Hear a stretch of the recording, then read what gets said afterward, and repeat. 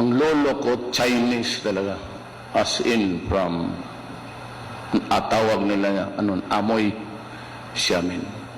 How sincere is this China policy? Maybe because I'm Chinese and I believe in sincerity. Gusto ninyo, gawain na lang ninyo kaming province, Fujian, pati Philippine Province of China.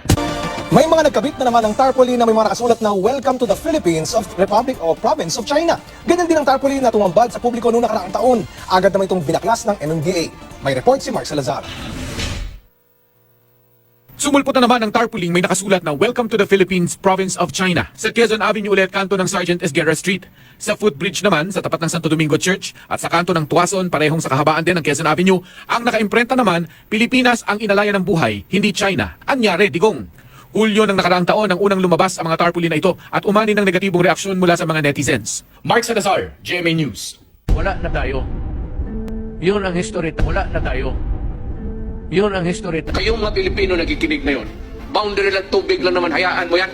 I am horrified by the idea that we have compromised through a secret agreement the territory, the sovereignty, and the sovereign rights of the Philippines. This gentleman's agreement is treasonous. Mukhang isinuko nga ni Duterte ang teritoryo ng Pilipinas.